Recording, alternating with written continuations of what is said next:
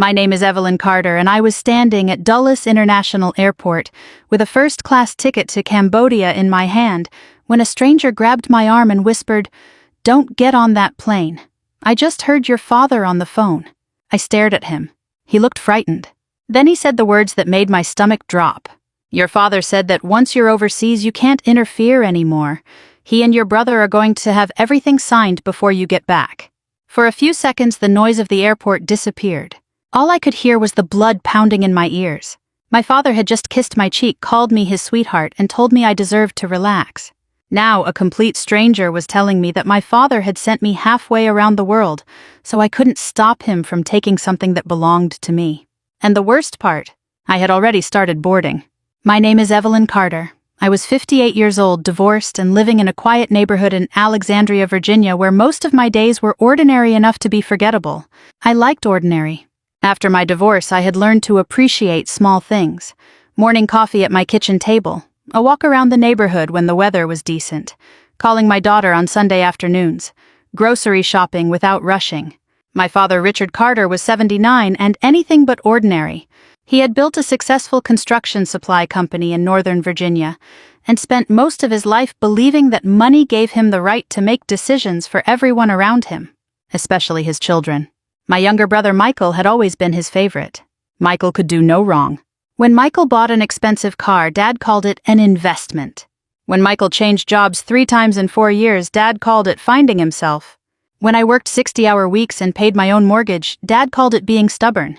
I had stopped expecting fairness a long time ago. My mother, Margaret, had been the buffer between us. Whenever Dad became controlling, she had a way of softening him. After she died, the house felt different. So did my father. He became quieter for a while. Then, strangely, he became more affectionate toward me. He called more often. He asked about my life. He started telling me that he missed the old days. I wanted to believe him. Maybe that was my mistake. 3 weeks before the trip, Dad showed up at my house carrying a cream-colored folder. He smiled as he handed it to me. "I've got something for you, sweetheart." Inside was an itinerary for a luxury vacation in Cambodia. Business-class airfare. A beautiful hotel. Private tours. 2 weeks of sightseeing. Everything paid for. I laughed because I honestly thought it was a joke. "Dad, what's this?" "You work too hard." He leaned against my kitchen counter. "You deserve to relax." I remember looking at him and feeling something I hadn't felt in years. Hope.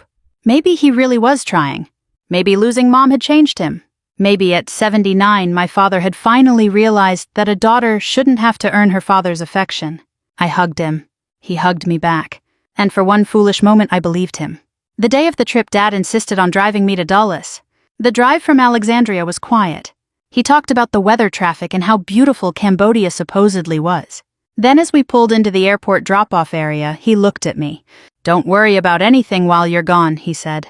"I've taken care of everything." Something about those words bothered me. I couldn't explain why. I smiled anyway. "Thanks, Dad." He hugged me tightly. "Enjoy yourself." Then he drove away. I stood there with my suitcase beside me and watched his taillights disappear into traffic. I checked in, went through security, and found a seat near the international gates. My boarding pass was in my hand. My passport was in my purse. My phone was charging. Everything was normal, until a man approached me. He looked to be in his early 60s with gray hair and a worn navy jacket. "Mrs. Carter." I looked up. "Yes, Evelyn Carter." I immediately became cautious. "Yes, who are you?" "My name is Daniel Brooks." He glanced around before sitting beside me. "I used to work for your father." That sentence alone made me uncomfortable. What kind of work? I was an outside accountant for his company. I studied his face. He looked nervous. "Why are you talking to me?" He lowered his voice. "Because I heard your father on the phone." My heart started beating faster. "When?" "About 20 minutes ago." He swallowed. He was standing near the parking garage. I recognized his voice. I didn't mean to listen, but then I heard your name. I looked down at my boarding pass. Daniel continued. He said, "Once Evelyn is overseas, she can't interfere. Michael and I will have everything signed before she gets back." I couldn't breathe for a moment. I actually laughed. Not because it was funny. Because sometimes your mind rejects something before your heart can process it. You have the wrong person. I don't. My father wouldn't do that. Daniel looked directly into my eyes. "I was hoping you'd say that." "Why?" "Because I was hoping I was wrong." He reached into his jacket and pulled out a small business card. On the back was a phone number handwritten in blue ink. I can't explain everything here. Then explain something. He hesitated. The trip isn't really a vacation. My fingers tightened around my boarding pass. What does that mean? It means your father needed you out of the country. Why? I don't know exactly how far he's planning to go, but I know enough to tell you this. He leaned closer. Don't get on that plane. I looked toward the departure gate. Passengers were already lining up. My flight was boarding. I could still hear my father's voice in my head. You deserve to relax, sweetheart. For years I had wanted my father to look at me with love instead of disappointment. And now, standing in an airport, I suddenly wondered whether that affection had only appeared because he needed me to trust him. Daniel stood. If you trust your father more than a stranger, that's your choice. He turned away. Then he stopped. But if I were your daughter, I'd want someone to warn me. I watched him disappear into the crowd. My hands were shaking. I looked at my passport. Then at the boarding screen. Then at the phone number on Daniel's card. For the first time in my life, I wondered what my father might have been doing behind my back. And I knew one thing with absolute certainty. I was not getting on that plane. I left the gate before anyone could call my name. I didn't run. I didn't want to attract attention. I simply picked up my suitcase, walked toward the nearest customer service desk, and told the airline representative that I had a sudden family emergency. She asked if I wanted to rebook. Yes, I said, but not today. As she worked on the computer, my phone buzzed. Dad. I stared at his name on the screen. For years, seeing that name had meant one thing: family. That afternoon, it suddenly meant danger. I let the call go to voicemail. A minute later, he called again. Then again. By the fourth call, my stomach was tight. I finally answered. Hi, Dad. Where are you? His voice was calm, but there was something underneath it. I had a problem. What kind of problem? I wasn't feeling well. A pause. You're not on the plane. I looked through the glass windows toward the runway. No. Another pause. This one was longer. Evelyn, what happened? I don't know. I just started feeling sick. You should have called me. I know. I'm sorry. His voice softened. You need to get home. That was the moment I knew something was wrong. Not because he wanted me home. Because he hadn't asked whether I was okay. He hadn't asked what was wrong with me. His first concern had been the airplane. I'll be fine, I said. I'll get a hotel near the airport tonight. No. The word came too quickly. Come home. I'll decide in the morning. Evelyn. His tone changed. That familiar father's voice came through, the one that expected obedience. You've already wasted money on this trip. I didn't waste anything. You paid for it. I don't want you sitting around an airport hotel by yourself. I'll be fine. Silence. Then he said, call me when you're home. He hung up. I sat there staring at my phone. My hands were cold. I had known my father my entire life. I knew when he was disappointed. I knew when he was angry. I knew when he was lying. And that last conversation had sounded like a man whose carefully arranged plan had suddenly gone wrong. I checked into a hotel near the airport. It was one of those places business travelers use when flights are canceled. Beige walls, carpet that had seen better decades, a small desk beside the window. Nothing luxurious, and somehow I preferred it. I placed my suitcase beside the bed and called Daniel. He answered on the second ring. You didn't board. No. Good. Start talking. He sighed. I knew your father for almost 12 years. Daniel explained that he had worked as an outside accountant for Carter Building Supply. At first he had thought Richard was demanding but honest. Then he noticed unusual transactions. Money moved between company accounts and several small companies that appeared to have little legitimate business. When Daniel questioned Richard, he was told to mind his own business. He didn't. Instead, he started keeping copies of records. A few months later, he was fired. I should have gone to the authorities, Daniel said. Why didn't you? Because I wasn't sure what I was looking at. He paused. And because your father had a reputation, people listened to him. I understood that. My father had spent decades building a reputation as a successful businessman and respected community member. He sponsored local youth sports, donated to charity, knew half the people in Northern Virginia. At Christmas, he sent generous checks to organizations around town. People saw a generous old man. I had seen something else. A man who believed generosity gave him ownership over people. What does Cambodia have to do with this? I asked. Daniel was quiet. That's the part I'm not completely sure about. Then tell me what you do know. I saw payments connected to a company overseas. The names changed, but the transactions had similarities. Where? Cambodia. My mouth went dry. You're saying my father has business connections there? I think so. Why send me there? I don't know. He lowered his voice. But I think someone was supposed to meet you. I sat down on the edge of the bed. Who? I don't know. What happens if I had gone? I don't know that either. That answer scared me more than anything else. I spent the next hour staring at the ceiling. Then I called the one person I knew I could trust with complicated family matters. Patricia Reynolds had been my mother's attorney. She was in her 70s, sharp as a tack, and had handled Margaret's estate after her death. When she answered, I didn't waste time. Patricia, I think my father is trying to take something from me. She didn't laugh. She didn't tell me I was being paranoid. She simply said, tell me everything. I did. When I finished, there was silence. Then Patricia asked a question that stopped me cold. Evelyn, did your mother ever tell you about a trust? A trust? Yes. I know she had a will. That isn't what I asked. I searched my memory.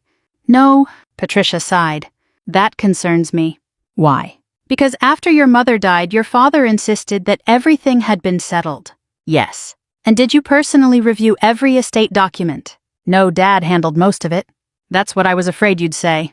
My heart began pounding again. Patricia, what are you saying? I'm saying we need to look at the original estate file. The next morning I met Patricia at her Fairfax office. She had stacks of old files waiting. The smell of paper dust and old legal folders filled the room. She pulled out my mother's estate documents. We spent nearly 2 hours reviewing them. Then Patricia stopped. She pulled one page closer. Look at this. It was an amendment to a family trust. My name was listed. So was Michael's. But the numbers were different. Very different. Why don't I remember this? You weren't supposed to. I stared at her. What does that mean? I'm not certain yet. She turned another page. This document appears to transfer a substantial portion of your mother's assets. To whom? Patricia looked at me. That's the problem. She pointed to a signature. According to this, you agreed to surrender your interest. I stared at the name beneath the signature. My name, my signature. Except it wasn't mine. I knew my own handwriting. I had signed my name thousands of times. That signature looked convincing. Almost perfect. But there was one thing wrong with it. I had never signed that document. Patricia, I whispered. When was this supposedly signed? She checked the date. My blood went cold. That can't be right. Why? Because I wasn't in Virginia. Where were you? Ohio. I remembered the funeral, the hotel, the flight, the exact week. I had been hundreds of miles away. And suddenly the Cambodian vacation looked very different. My father hadn't been giving me a gift. He had been buying himself time. Time to get me out of the country. Time to sign something in my name. Time to make it look as though I had willingly given away what my mother had left me. Patricia leaned back in her chair. Evelyn, we need to be very careful. I nodded. For the first time since I had left Dulles, I wasn't thinking about confronting my father. I wasn't thinking about screaming at him. I wasn't even thinking about revenge. I was thinking about evidence. Because if my father had spent years building a story about what belonged to me, then I was going to find out exactly where that story began. And who had helped him write it? The signature on that document looked enough like mine to fool anyone who didn't know me. But I knew. I had signed my name on mortgage papers, tax returns, school forms, bank documents, and countless birthday cards. My handwriting had changed over the years, but certain habits never did. The way I crossed the T. The little curve at the end of my last name. The pressure I used on the first letter. That signature wasn't mine. And once I knew that, I couldn't stop wondering how many other documents might carry my name. Patricia closed the file. Don't tell your father about this yet. I wasn't planning to. Good. And don't accuse your brother either. That was harder. Michael had spent years standing beside Dad while I stood outside the circle. Still, I understood what Patricia was saying. If they're doing something, she continued, we need to know exactly what it is before anyone realizes you've discovered it. I nodded. For the first time, I understood why lawyers always seemed so calm when everyone else was panicking. They didn't need anger. They needed facts. I left Patricia's office with copies of the documents and a list of things she wanted me to find. Bank statements, old tax returns, travel records, emails, anything that could establish where I had been when the supposed documents were signed. I drove home to Alexandria, but I didn't stay there. Something had changed. My house had always felt safe. That afternoon it felt like a place where someone might already know too much. I parked at the curb instead of in the driveway and sat there for several minutes. Then I called my old friend Susan. We had known each other since our children were young. I didn't tell her everything. I simply said I needed somewhere quiet to stay. She didn't ask questions. "Come over," she said.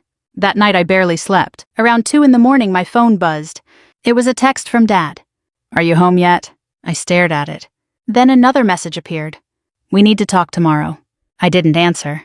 The next morning I called Daniel. I found the document. "What document?" "The one with my signature." He went quiet. "Then you need to see something." We met at a small coffee shop in Arlington. Daniel arrived carrying a thin folder. He looked exhausted. "I didn't want to give you this at the airport," he said. "Why?" "Because I didn't know whether I could trust anyone watching." I almost laughed. "Watching?" He nodded. "Your father has people everywhere." He opened the folder. Inside were photocopies of financial records. Several company names appeared repeatedly. I didn't recognize any of them. "What am I looking at?" "Payments. To Cambodia." "Some of them." He pointed to a series of transfers. "Your father's company sent money to a consulting firm overseas." "How much?" I looked at the numbers. My stomach tightened. "That's almost $500,000. That's one series." He turned the page. There were more. I looked up. "Why would a construction company send this much money overseas?" "I don't know." "Did your father ever explain it?" He called it consulting. "Consulting for what?" Daniel shook his head. "That's what I wanted to know." He pulled out another page. "This is where things get interesting." A hotel name was listed. I recognized it immediately. It was the luxury resort from my Cambodian itinerary. I stared at the page. "You're kidding." I wish I were. The hotel had received payments connected to one of the consulting companies. My reservation wasn't simply a tourist booking. It had been arranged through a business contact. Who made the reservation? Daniel pointed to the document. "A woman named Linda Shaw."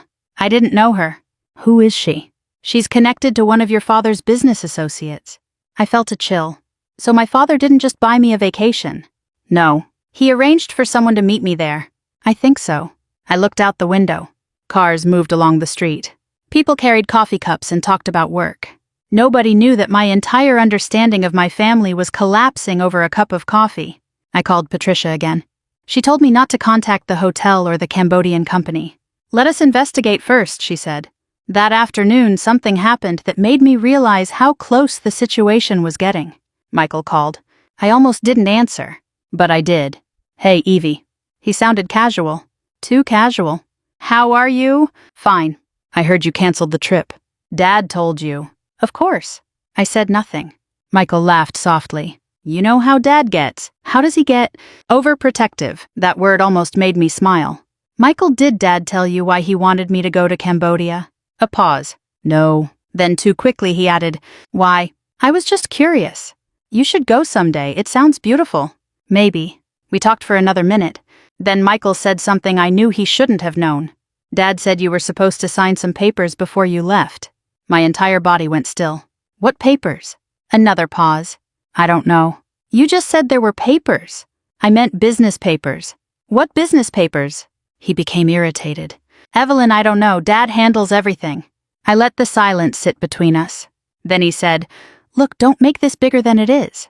That sentence stayed with me long after we hung up. Don't make this bigger than it is.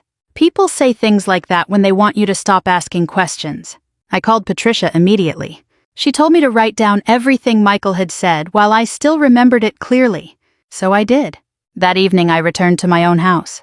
I checked the mail, bills, advertisements, a grocery store flyer. Then I noticed a certified envelope. It was from an attorney's office. Inside was another document. My name was printed across the top. My heart sank. It was a proposed family agreement. The document claimed I had agreed to relinquish certain claims against my father's company. At the bottom was a signature line. My signature had already been typed beneath it. I sat down at the kitchen table. The same kitchen where Dad had handed me that beautiful Cambodian itinerary. The same kitchen where I had believed for one brief moment that my father was finally trying to repair our relationship. I looked at the document, then at my phone. I opened Dad's contact. I could have called him. I could have demanded an explanation. Instead, I did something I had never done before. I decided to play along. I called him. "Dad." His voice immediately softened. "Evelyn, are you feeling better?" "I'm fine." "Good." "I've been thinking." "About the trip." "Yes?" I took a breath. "I think maybe I overreacted." There was silence. Then I heard relief in his voice. "I'm glad you're seeing things clearly." I closed my eyes. "Dad." "Yes. I'll do whatever you need." His response came quickly. "That's my girl." I hung up. For several seconds I sat completely still. Then I opened the drawer where I kept my mother's old photographs. I found one of her smiling in our backyard. I touched the picture. And for the first time I understood what I had to do. I wasn't going to fight my father with anger. I wasn't going to give him a warning. I was going to let him believe his daughter had finally become obedient. And while he relaxed, I was going to find out exactly what he had been hiding. For the first time in my life, I understood that silence could be more powerful than an argument.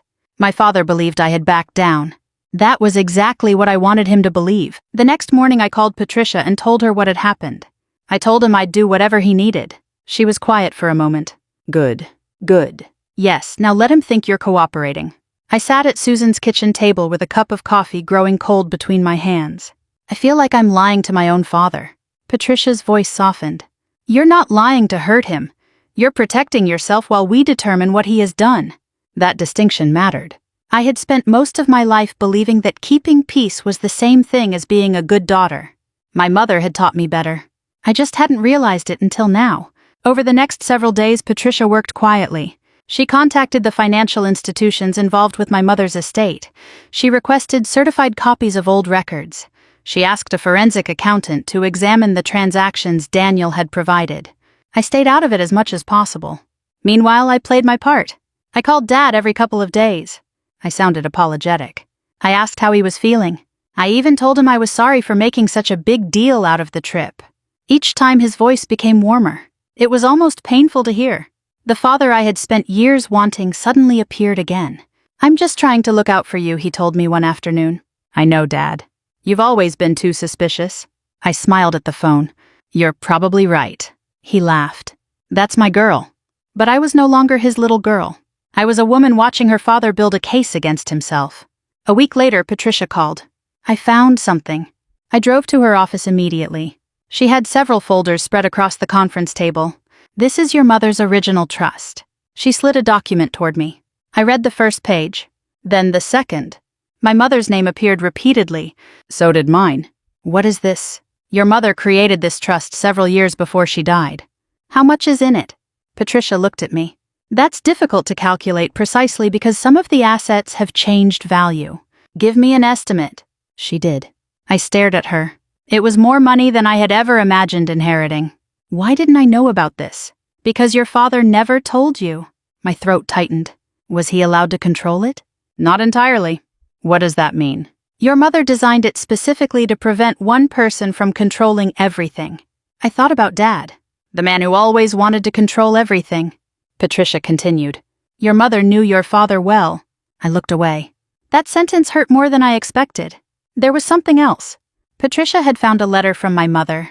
It wasn't part of the trust documents. It had been sealed separately. She handed it to me. My hands trembled. I opened it. The handwriting was unmistakable. My mother's. She had written it several months before she died. It wasn't long. She wrote about me, about how proud she was, about how she hoped I would build a life that belonged to me. Then came a sentence that made me stop reading. "If your father ever tells you that you owe him because he gave you something, remember that love is not a debt." I had to put the letter down. I couldn't see through my tears. Patricia waited. After a moment I continued. "My mother wrote that she had created the trust because she wanted me to have independence. Not because she hated Dad. Not because she expected their marriage to fail. But because she believed every adult child should have something that no parent could use as leverage." I folded the letter carefully.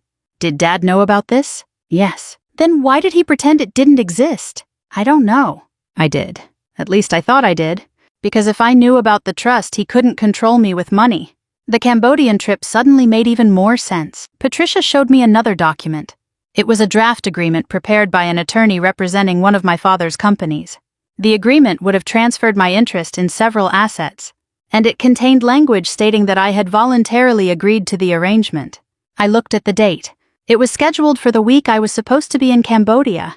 My father hadn't simply wanted me out of the country. He wanted me somewhere where he could control the circumstances surrounding my signature.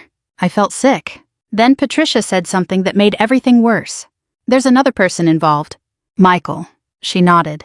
We found payments from the company that appear to benefit him personally.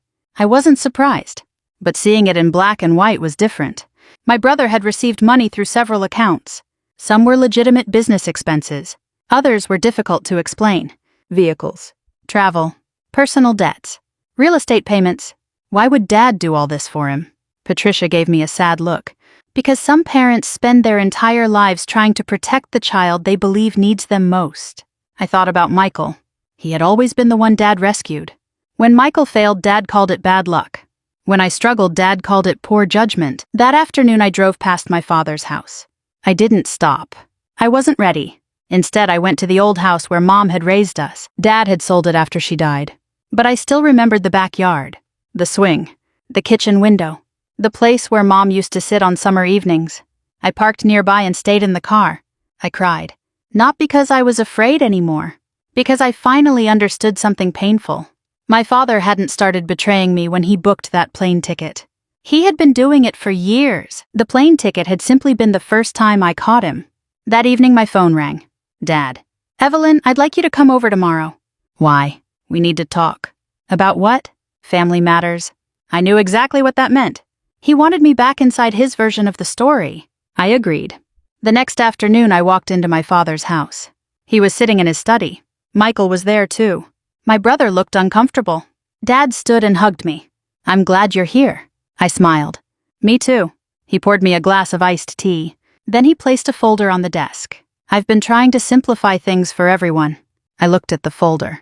What's in it? Some family documents. Michael wouldn't look at me. Dad continued. You don't need to worry about the business. Michael will handle that. There it was. The future my father had already decided for everyone. He slid the folder toward me. Just sign these and we can put all this behind us. I didn't touch it. I'd like Patricia to review them. Dad's expression changed. Why? Because that's what lawyers are for. Michael finally looked up.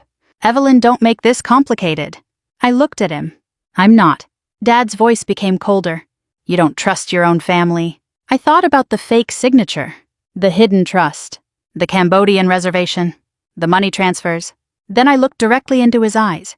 I trust people who don't need me to sign something before they'll prove they love me. The room went silent. Dad's face hardened. For the first time I saw fear beneath his anger. And I knew I had touched the truth. I stood. I'll have my attorney contact yours. Dad slammed his hand against the desk. Evelyn. I stopped at the door. He shouted, everything you have came from me. I turned around. No, Dad. My voice was calm. Everything I have that matters came from Mom teaching me not to confuse love with control. Then I walked out. I didn't slam the door. I didn't scream. I didn't need to. Outside, the Virginia evening air felt cool against my face. For the first time, I wasn't trying to win my father's approval.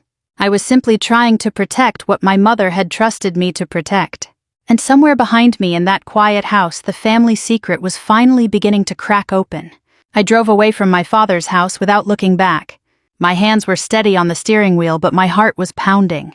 For most of my life, I had believed that if I stayed calm enough, worked hard enough, and avoided making trouble, my family would eventually treat me fairly. That evening, I finally understood how wrong I had been. Fairness doesn't happen simply because you behave well. Sometimes you have to protect it. The next morning, Patricia called me before 8. We need to move quickly. What happened? The forensic accountant finished the first review. I pulled over on the side of the road. What did she find? Transfers from your father's company to accounts connected to Michael. How much? Enough that we can't treat this as a family disagreement anymore. I closed my eyes. I had known something was wrong. But knowing and seeing the numbers were two different things. Patricia asked me to come to her office. When I arrived, Daniel was already there. He looked older than he had at Dulles. Patricia spread several pages across the table. These are company transactions, she said. She pointed to a series of payments. These appear to be legitimate. Then she moved her finger lower. These are harder to explain. Payments had been made to several small companies. Some were connected to construction consulting.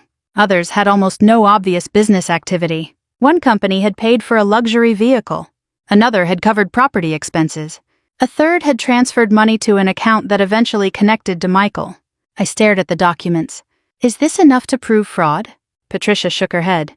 Not by itself. That's why we document everything before making accusations. Daniel leaned forward. There are more records. He opened his folder. These are from before I left your father's company. I looked at him. You kept all this? I kept copies because I was afraid I'd need them someday. He showed us an old email. It was from my father. The subject line read, Evelyn Estate Matters. The email was dated shortly after my mother died.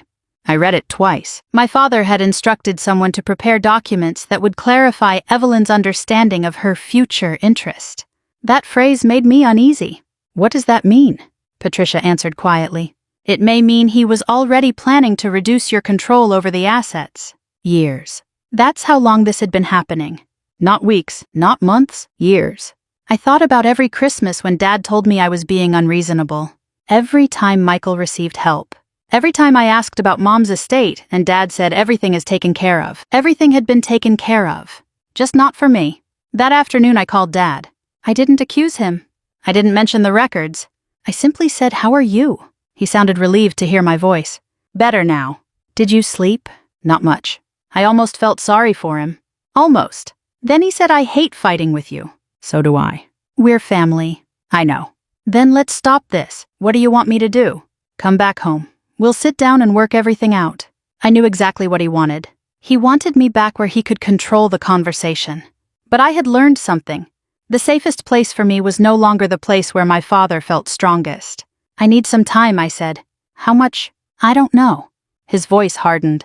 You're letting lawyers get between us. No, Dad, I'm letting lawyers make sure we both understand what we're signing.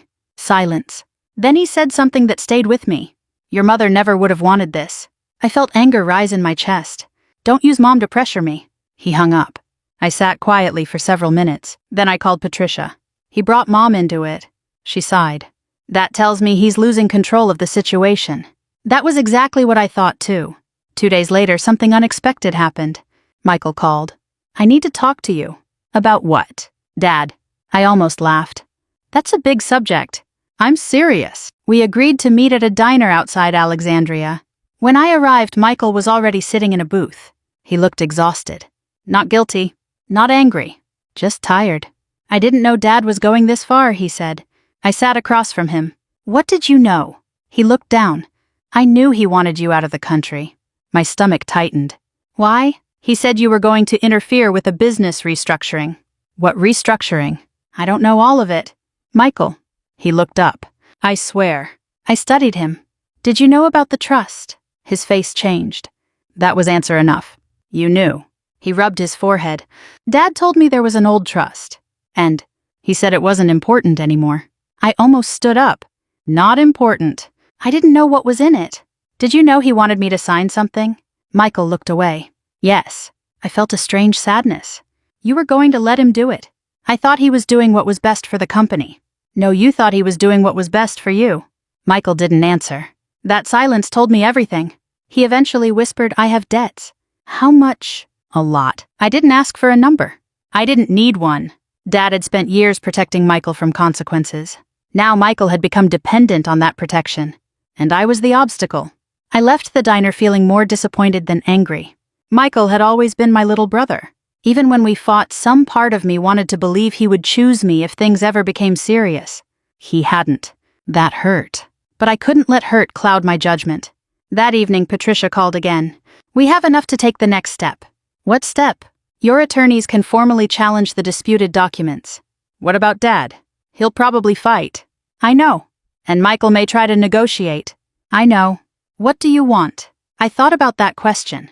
A month earlier, I would have said I wanted my father to admit he was wrong. Now I wanted something different. I want the truth documented. Patricia was quiet.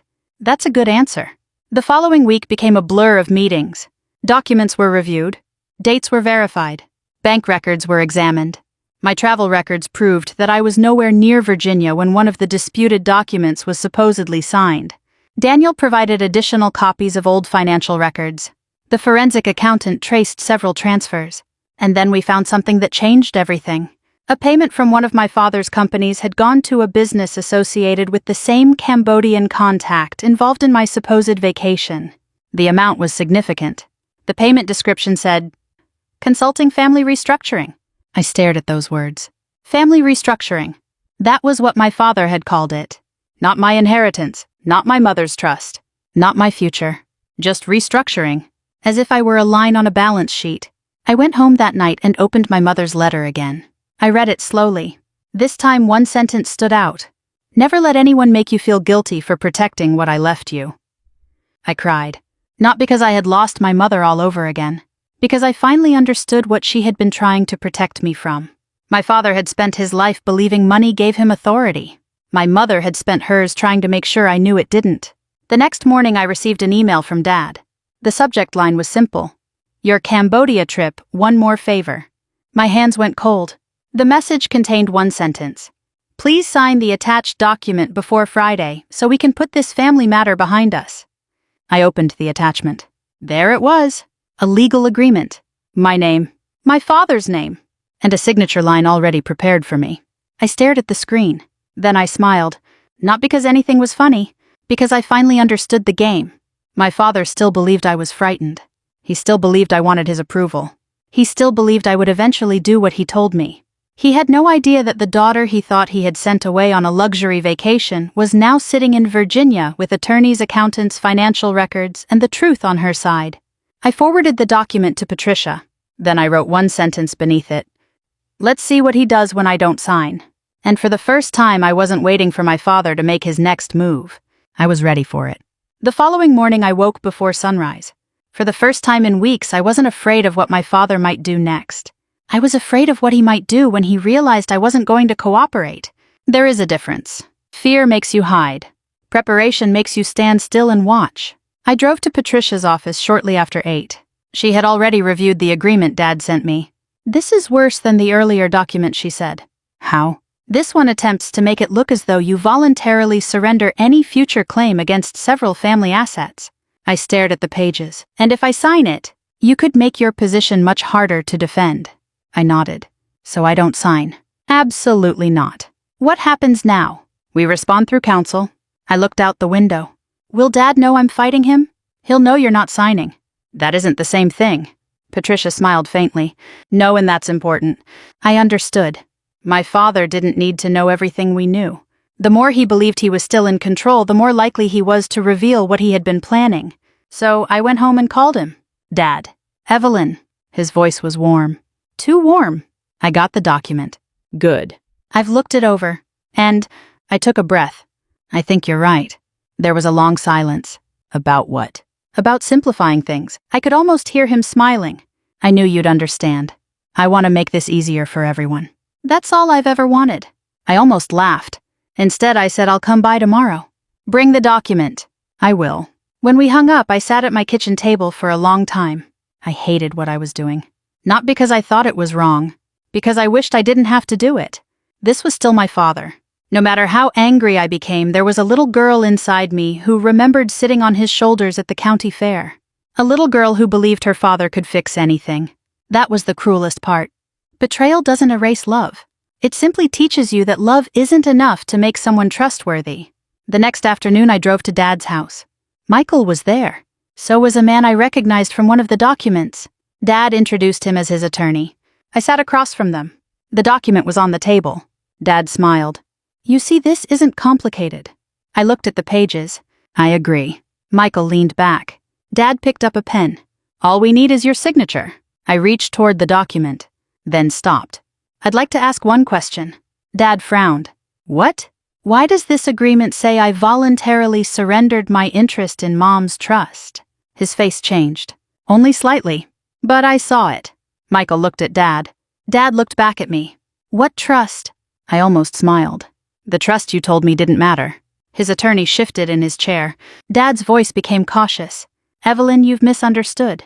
No. I placed a copy of my mother's original trust on the table. I've read it. Dad stared at it. Then at me. Where did you get that? From Mom's attorney. His jaw tightened. You went behind my back. No, Dad, I went to the person Mom trusted. Michael spoke up. Maybe we should stop. Dad snapped, stay out of this. Michael fell silent. I looked at my father. Did you know this trust existed? Yes. Did you know Mom intended me to benefit from it? Yes. Then why did you tell me there was nothing left? Dad didn't answer. His attorney finally said, Mr. Carter, I think we should adjourn. Dad ignored him. You don't understand what this could do to the company? I looked at Michael. No, I understand exactly what it could do to the company. Michael's face went pale. Dad stood. "You've always wanted to hurt this family." That sentence hurt. Not because I believed it. Because I knew how many times I had tried not to. "I don't want to hurt you," I said. "I want you to stop using family as an excuse to control me." Dad's face reddened. "You're my daughter." "Yes. And everything you've had." "Stop." The room went silent. I stood. "I am your daughter. That doesn't mean I owe you my signature." I walked out. That night I received a call from Daniel. "I found something." I sat down. "What?" "Your father isn't the only one who knew about the Cambodian arrangement." "Who else?" "Michael." I closed my eyes. "Are you sure?" "I have an email." Daniel forwarded it. The message was from Michael to one of the overseas contacts. It said, "Once Evelyn signs, Dad will transfer control. Make sure everything is ready when she arrives." I read it 3 times. There was no ambiguity. Michael knew. He had known. Maybe longer than Dad had. I sent the email to Patricia. She called immediately. "Do not contact Michael." I wasn't going to. Good. The next day, Patricia's team formally notified the relevant parties that the disputed documents were being challenged. Several accounts and transactions were placed under scrutiny. The atmosphere around my father's company changed almost overnight. People who had always called him Mr. Carter suddenly wanted meetings. Bankers wanted explanations. Business partners wanted paperwork. And my father, who had spent decades making everyone else nervous, suddenly seemed nervous himself. Then came the call I never expected. Dad called me at 11:47 p.m. I almost didn't answer. "Dad." His voice was barely recognizable. "Evelyn." "What happened?" "Michael is gone." I sat up. "What do you mean?" "He left." "Where?" "I don't know." "Did he take his car?" "Yes." "His phone?" "It's off." I could hear papers moving in the background. Then Dad said something that made my stomach drop. "He took your mother's original trust documents." I stood. "What?" "The originals. They were in my office." "Why did you have them?" He didn't answer. "Dad." Silence. Then he whispered, "I thought I could fix this." I closed my eyes. All those years of control. All those lies. All that money. And now he was finally admitting something. Not everything, but enough. Where did Michael go? I don't know. "Then call the police if you're afraid." "He's my son." I almost laughed sadly. "And I'm your daughter." He became quiet. For a moment, neither of us spoke. Then Dad said I never wanted it to go this far. I looked toward the dark kitchen. Neither did I. He hung up. I didn't sleep that night. The next morning, Patricia called. Michael contacted a lawyer. "Is he safe?" "Yes." "Then why did he take the originals?" "I don't know." She paused. "But we're about to find out." Later that afternoon, Michael's attorney contacted Patricia. He wanted a meeting. Not with Dad. Not with the company. With all of us. And for the first time I understood that the story my father had controlled for decades was finally out of his hands. The documents were being examined. The money was being traced. The signatures were being challenged. And Michael had nowhere left to hide. I had thought my revenge would be watching my father lose everything. Instead, I was beginning to realize that something much more important was happening. He was finally being forced to face the consequences of what he had done. And there was nowhere left for any of us to hide. The meeting took place 3 days later in a conference room at Patricia's law office in Fairfax. There were no raised voices, no dramatic threats, just lawyers, folders, financial records, and 4 people who had spent years avoiding the truth. My father sat at one end of the table. He looked smaller than I remembered. Michael sat beside his attorney. I sat across from them with Patricia beside me. Daniel was there too. When everyone had settled, Patricia placed a thick folder on the table. "We're going to review the disputed documents first." My father's attorney nodded. The first document was the one with my supposed signature. Patricia placed a certified copy beside it. "This signature is being challenged." Dad looked at me. "You really think I forged your signature?" I answered quietly. "I don't have to think it. The evidence will tell us." The forensic handwriting examiner had already reviewed the document. The conclusion was clear enough to matter. The signature did not match my known handwriting. More importantly, the date on the document placed me in Ohio. Patricia produced copies of my hotel receipt, airline records, and other documentation showing where I had been. My father stared at the papers. He didn't speak. Then came the financial records, the transfers, the consulting companies, the payments, the Cambodian connection. One by one, the pieces were placed on the table. The luxury vacation that had looked like a generous gift now looked very different. Dad finally spoke. I wasn't trying to steal from her. I looked at him. Then what were you trying to do? He rubbed his forehead. I was trying to protect the company. From me. Yes. The answer came quietly. I felt something inside me break. Not because I was surprised. Because some small part of me had still hoped he would say no.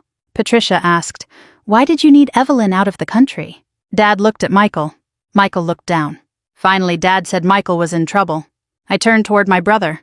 "What kind of trouble?" Michael's attorney answered before he could. "Financial obligations. How serious?"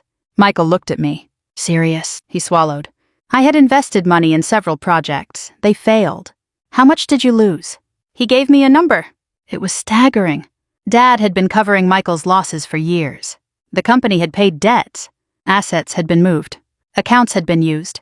And when the money became tight, Dad decided my mother's trust was the solution. I looked at my father. So Mom's money was supposed to rescue Michael? Dad shook his head. It wasn't like that. What was it like? He didn't answer. I waited. Finally, he said, "I thought if we transferred control temporarily, we could stabilize everything." I almost smiled. Temporarily. His attorney looked uncomfortable. I asked, "Where would my money go?" Dad said nothing. Patricia answered for him. Some of it would have been transferred to entities controlled by Michael. Michael closed his eyes. I looked at my brother. "Did you know?" He nodded. "That hurt more than I expected." "How long?" "I don't know." "Don't lie to me." He looked up. "Since before the trip." The room went silent. I felt tears come to my eyes, but I refused to let them fall. "You knew they were sending me to Cambodia?" "Yes." "You knew I was supposed to sign something?" "Yes." "And you said nothing." "I was scared." I stared at him. "So was I." Michael lowered his head. "For years I had imagined that if the truth ever came out, I would feel victorious. I didn't. I felt tired. Deeply tired. Because revenge sounds satisfying when you're imagining it from a distance. But when the people who betrayed you are sitting across the table, they aren't villains from a story. They're your father, your brother, people whose birthdays you remember, people whose voices you recognize before they say your name, people you once loved without question." That afternoon, the attorneys began discussing what would happen next. The disputed documents would be challenged formally. The trust would remain protected. The company would undergo independent review. Financial records would be preserved. The questionable transactions would be investigated through the appropriate legal channels. Michael would have to deal with the debts and consequences he had spent years avoiding. My father would no longer have unilateral control over the assets involved. For the first time in decades, no one could simply say, "Trust me," and expect everyone else to obey. When the meeting ended, Dad asked if he could speak to me privately. Patricia looked at me. I nodded. We went into the hallway. For a moment, neither of us said anything. Then Dad spoke. I was wrong.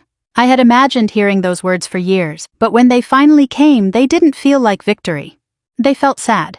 "You were," I said. He looked down. "I thought I was protecting Michael." "You were protecting him from consequences. I couldn't watch him lose everything. And you were willing to let me lose everything instead." He closed his eyes. I didn't think of it that way. "That was the problem." He nodded slowly. I could see how old he looked. Not 79. Older. Like the weight of everything he had done had finally caught up with him. "I loved your mother," he said. "I know. I know she wouldn't have wanted this." "No," I said, "she wouldn't." He looked at me. "Can you ever forgive me?" I didn't answer immediately. Because I didn't know. Finally, I said maybe. His eyes filled with tears. "But forgiveness isn't the same as trust. I understand. I don't know if I can trust you again." He nodded. "I understand that too." That was the first time my father had accepted one of my boundaries without arguing. It mattered. Not enough to erase the past, but enough to begin something new. Months passed. The legal process continued. The company survived, but it changed. Independent oversight was established. Financial controls were strengthened. Michael had to take responsibility for his debts and cooperate with the investigation into the transactions he had been involved in. I didn't celebrate any of it. I simply watched. For years, my family had confused silence with peace. Now we were learning the difference. Dad and I didn't become close overnight. There were no movie-style reunions. No giant hug that erased everything. Instead, we started with small things. A phone call. A cup of coffee. A conversation about Mom. Sometimes we sat together without talking. That was enough. One afternoon, Dad brought me a small box. "This was your mother's." I opened it. Inside was an old photograph of Mom standing in our backyard. She was smiling. Young. Healthy. Happy. Dad sat beside me. She always believed you'd be okay. I touched the photograph. I wasn't okay for a while. I know. He looked at me. She would be proud of you. I smiled through my tears. I think she'd be proud of you too. He looked surprised. Why? Because you're finally telling the truth. He lowered his head. For a long moment neither of us spoke. Then I said something I had never expected to say. I forgive you for what you did. He looked at me. But I won't forget it. He nodded. I wouldn't ask you to. And that was how our reconciliation began. Not with pretending. Not with excuses. With accountability. With boundaries. With the simple understanding that love could survive the truth, but only if the truth was finally allowed to exist. A few months later, I received one last package from Patricia. Inside was another letter from my mother. I had never seen it before.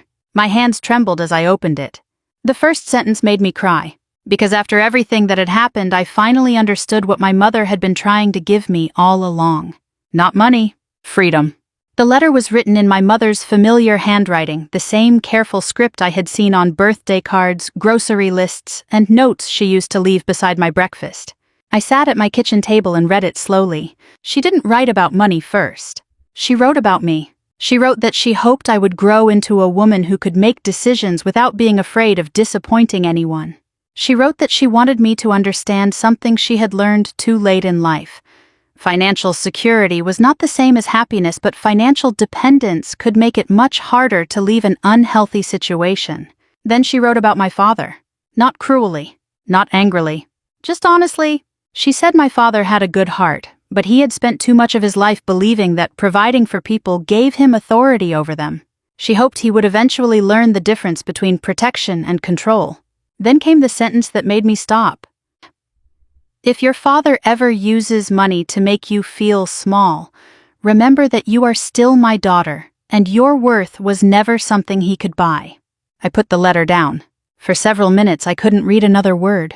My mother had understood something I had spent most of my life avoiding. The greatest inheritance she could leave me wasn't a bank account. It was the ability to stand on my own.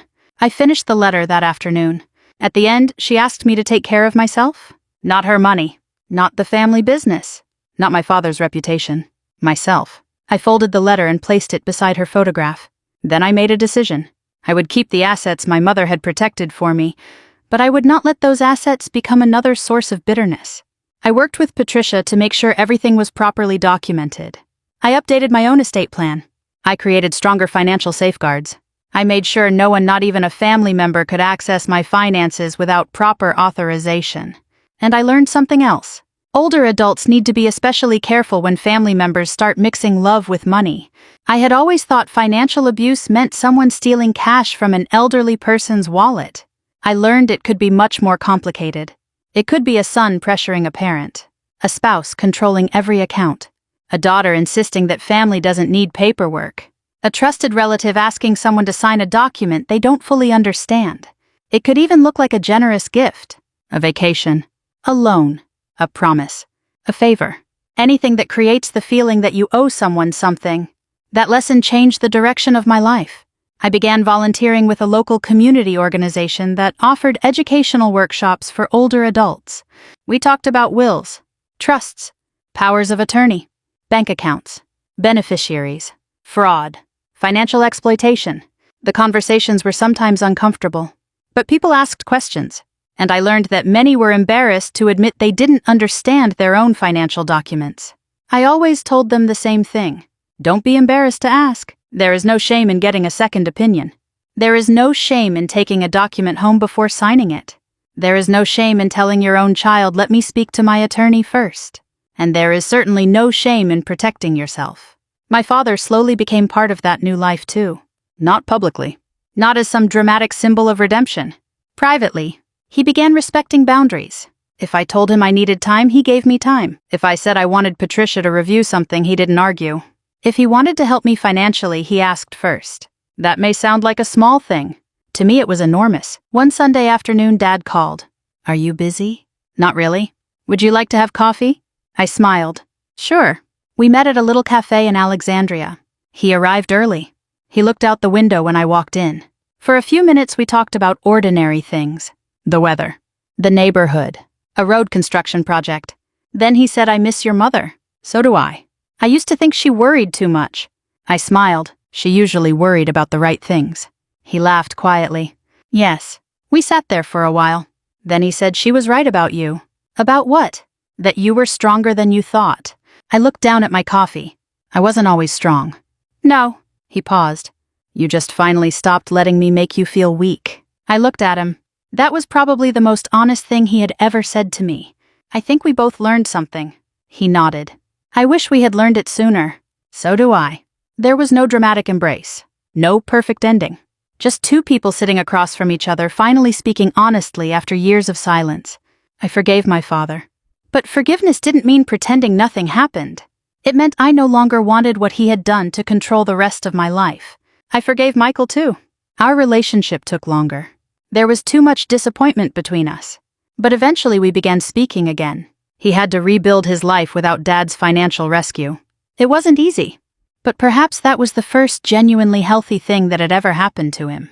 He learned to live with consequences, and I learned that sometimes loving someone means refusing to save them from every consequence they have created. As for Cambodia, I didn't go. Not then. For a long time I couldn't even look at the itinerary without feeling sick. Then 2 years later I decided to go. On my own terms. I booked the trip myself. I paid for it myself. No secret agreement. No family pressure. No one waiting at the other end with papers for me to sign. I stood outside the airport before my flight and remembered that frightened stranger who had stopped me years earlier. Daniel. I still kept his business card. It was worn at the edges now. I called him before I left. I'm finally going to Cambodia, I told him. He laughed. On purpose. On purpose. Then enjoy it. I did. And standing there thousands of miles from Virginia, I realized something. My father had once sent me across the world because he thought distance would make me powerless. Instead, the warning at Dulles had taught me something I needed to know. I was never powerless. I had simply been waiting for permission to trust myself. Looking back, I don't think my real revenge was exposing my father. It wasn't watching the company undergo scrutiny. It wasn't seeing my brother forced to face his debts. It wasn't even getting back what my mother had left me. My real revenge was refusing to become bitter. I could have spent the rest of my life thinking about what they took from me. Instead, I chose to think about what my mother gave me. Courage, independence, and the understanding that love without boundaries can become control. If you're listening to my story and you're older, maybe you've experienced something similar. Maybe a family member has asked you to sign something because we're family. Maybe someone has told you that you don't need to understand the paperwork. Maybe you've been made to feel guilty for protecting your own money. Please don't ignore that feeling. Ask questions. Read the documents. Talk to someone independent. And if you need to say, "Let me think about it," say it. You don't owe anyone an immediate answer just because they share your last name. Your financial life is yours. Your dignity is yours. And your right to protect both does not disappear with age. I learned that at 58, standing in an airport with a suitcase in my hand and a plane waiting to take me halfway around the world. The trip my father gave me wasn't the gift he thought it was. The real gift was the warning. Because that warning gave me the courage to stop believing that keeping the peace was more important than protecting myself. My mother had spent years trying to teach me that.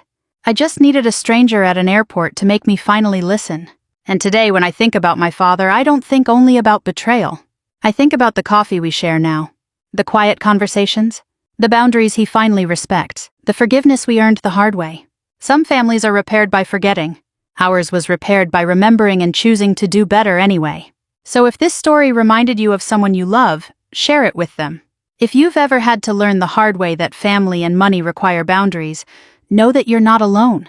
And if you're listening tonight, take a moment to ask yourself one simple question.